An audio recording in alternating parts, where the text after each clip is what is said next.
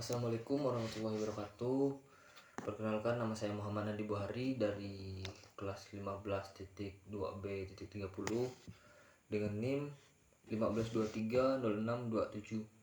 Pada kesempatan yang berbahagia di sebuah video kali ini, saya akan menjelaskan kembali tentang hasil pemahaman saya atau hasil pembacaan saya tentang materi pertemuan ke-10, itu tentang set instruksi, mode, dan format pengalamatan.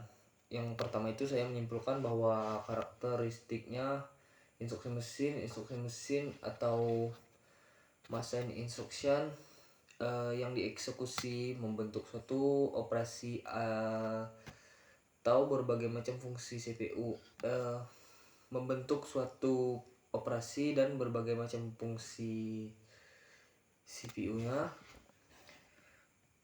Kumpulan fungsi yang dapat dieksekusi oleh CPU disebut set instruksi atau instruction set. CPU-nya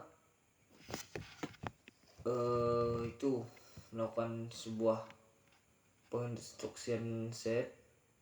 Namun selanjutnya instruksi mesin meliputi elemen instruksi mesin.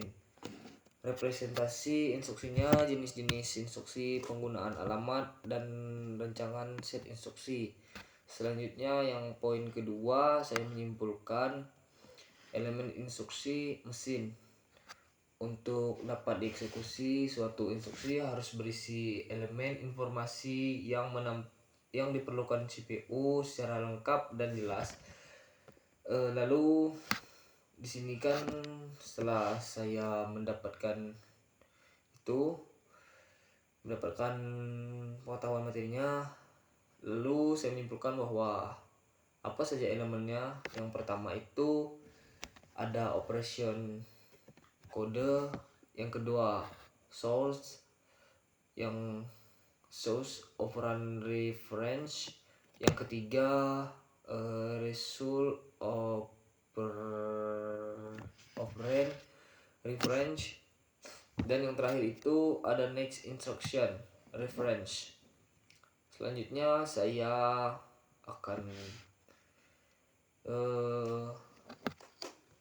menambahkan poin ketiganya, yaitu operan dari operasi.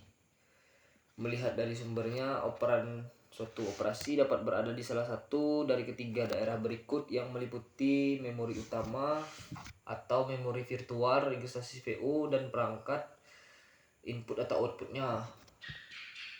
Selanjutnya poin yang keempat, yaitu representasi instruksi komputer direpresentasikan oleh sekumpulan bit. Instruksi dibagi menjadi beberapa file layout. Dikenal dengan format instruksi ya. Selanjutnya dari hasil di atas, saya menyimpulkan bahwa poin nomor 5 kita akan memasuki format instruksi 1. Kode operasi direpresentasikan dengan singkatan-singkatan yang disebut mnemonik. Selanjutnya, mnemonik mengindikasikan suatu operasi bagi CPU-nya. Contoh mnemonik seperti ADD atau penambahan, sub atau subtract atau pengurangan, dan load muatan data ke dalam memori. Namun yang keenam di sini saya menyimpulkan bahwa yang saya masukkan di sini ialah jenis-jenis instruksi contoh suatu ekspresi bilangan. Di sini saya memakai dua suku bilangan, yaitu suku X dan suku Y, yang dimana di sini X sama dengan X plus Y. Sehingga kita akan peroleh X dan Y berkorespondensi dengan lokasi 513 dan 514 seperti perintahan dalam bahasa tingkat tinggi tersebut yang saya jelaskan tersebut ya. menginstruksikan komputer untuk melakukan langkah atau melakukan sebuah step by step. Selanjutnya ada poin ketujuh, saya menyimpulkan di sini bahwa saya mengambil materi tentang korelasi satu. Terlihat hubungan antara ekspresi bahasa tingkat tinggi dan bahasa mesin, dan juga dalam bahasa tingkat tinggi, dalam bahasa tingkat operasi dinyatakan dalam bentuk aljabar sehingga menggunakan variabel. Selanjutnya saya masuk ke poin 8, yaitu korelasi 2. Dapat ditarik kesimpulan bahwa instruksi mesin harus mampu mengolah data, terutama sebagai pengimplementasi keinginan kita, seperti dia memproses atau men-searching. Contohnya seperti kita membuka Google atau membuka aplikasi YouTube. Contohnya seperti kita ingin membuka YouTube tentang hasil pertandingan final Liga Champions antara Real Madrid dan juga Borussia Dortmund. Jadi setelah kita ketik di YouTube-nya, YouTube akan menampilkan hasilnya, dan itulah yang disebut dengan korelasi 1 dan korelasi 2. Selanjutnya poin yang ke-9, jumlah alamat yang saya masukkan di sini ya. Jumlah alamat register atau alamat yang digunakan dalam operasi CPU-nya tergantung format operasi masing-masing CPU-nya. Alamat per instruksi yang lebih sedikit akan membuat instruksi lebih sederhana dan pendek, tetapi lebih sulit mengimplementasikan fungsi-fungsi yang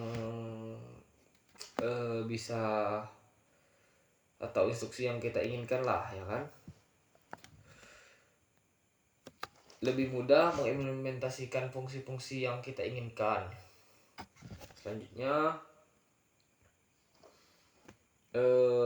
yang poin ke-10 di sini saya menambahkan, yaitu tentang materi tipe operasi, yang dimana di sini tipe operasi dalam perancangan arsitektur komputer, jumlah kode operasi akan sangat berbeda untuk setiap atau masing-masing komputer.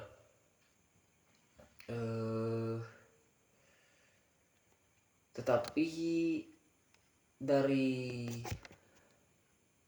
perbedaan di masing-masing komputer tersebut terdapat kemiripan dalam jenis operasinya. Selanjutnya saya menambahkan, yang saya masukkan ke poin 11 ini ialah jenis operasi komputer. Yang pertama itu transfer data atau konversi. Yang kedua itu aritmatika atau input atau output dalam bahasa Indonesianya. Selanjutnya ada logika, yaitu control system dan transfer control. Selanjutnya poin ke-12-nya transfer data. Instruksi transfer data harus menetapkan, yang pertama itu ada lokasi operan sumbernya. Selanjutnya yang kedua ada lokasi operan tujuannya. Selanjutnya yang ketiga ada panjang data yang akan dipindahkan. Selanjutnya yang keempat mode pengalamatannya. Jadi dalam poin transfer data ini ada 4 poin yang dapat saya simpulkan. Yang pertama tadi lokasi operan sumber, lokasi operan tujuan, panjang data yang akan dipindahkan, dan juga mode pengalamatannya. Selanjutnya akan masuk ke poin terakhir. Di sini saya menyimpulkan dari materi pertemuan 10 sebanyak 13 poin yang bisa saya simpulkan. Oke, selanjutnya kita akan memasuki ke poin 13 di sini, yaitu mode pengalamatan mengatasi keterbatasan format instruksi. Yang pertama ialah dapat mereferensi lokasi memori yang besar. Terus yang kedua, mode pengalamatan yang mampu menangani keterbatasan tersebut. Adapun teknik selanjutnya di sini saya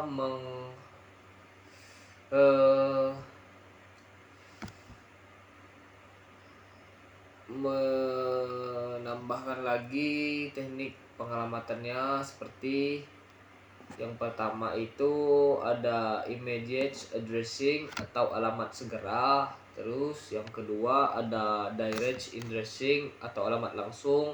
Yang ketiga indirect addressing, alamat tidak langsung. Yang keempat register addressing atau daftar alamat. Yang kelimanya ialah register indirect addressing atau daftar alamat tidak langsung. Selanjutnya yang keenamnya atau bagian F-nya di sini saya menyimpulkan displacement addressing atau pengalaman penggantian lah, ya kan. Selanjutnya yang ketujuh atau bagian G-nya stack addressing atau alamat stucknya. Mungkin hanya sekian materi yang dapat saya sampaikan. Jika ada kekurangan mohon dikoreksi. Wabillahi taufiq wal hidayah. Wassalamualaikum warahmatullahi wabarakatuh. Wabillahi taufiq wal hidayah. Wassalamualaikum warahmatullahi wabarakatuh. Saya mahasiswa atas nama Muhammad Adi Buhari dengan NIM 15230627 mengucapkan terima kasih dan selamat dan sampai berjumpa kembali di video selanjutnya. Sekian, terima kasih.